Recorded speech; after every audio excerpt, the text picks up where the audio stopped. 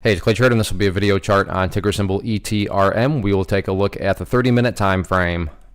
Real quick, what do I mean by 30-minute in case maybe you're new to charts? Instead of each one of these candlesticks here representing 1 day's worth of price action, which is what you would normally see, each one represents 30 minutes. So all this here may look like several days worth of time. It's actually just today's price action broken down into 30-minute time slices. I like to do this time frame. I think that's a good job of telling the quote-unquote story of the price. And in this situation, makes mapping out a very logical question, quite straightforward.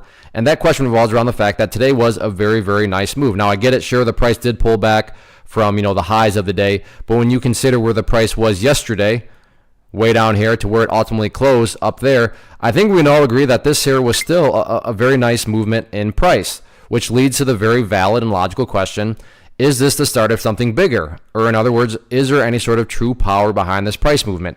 I have no idea, but like I said, by using charts, we can make answering that question very straightforward. And in my mind, it revolves around a single point. And that area on the chart comes about right here. I want to give plenty of wiggle room, but right around the $4.60 mark. Why is $4.60 so important? Well, hopefully we can all agree on the logic that price movements with true power, with genuine strength, that are the start of something bigger, well, the price is going to get bigger, right? Or in other words, it's going to make progress forward. It's not going to go back to where it was. I'm assuming I state the obvious when I say that. So with that in mind, think about $4.60.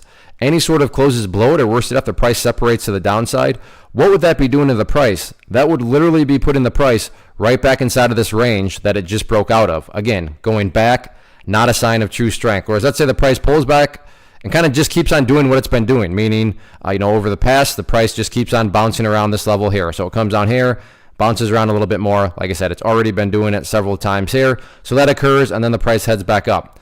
So if that all happens, what would that give us from the big picture perspective? Well, that'd have, give you a set of lows right here. Previous set of lows would be down there. If you picture each one of those as stair steps, well, hey, now you have stair steps progressing in the upwards direction.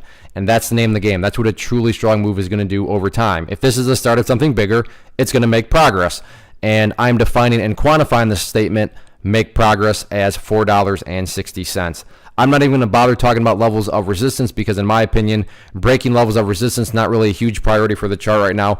Top priority for the bulls is just going through a healthy consolidation and building that higher base, because as long as there's higher bases being built over time, the long-term chart will take care of itself.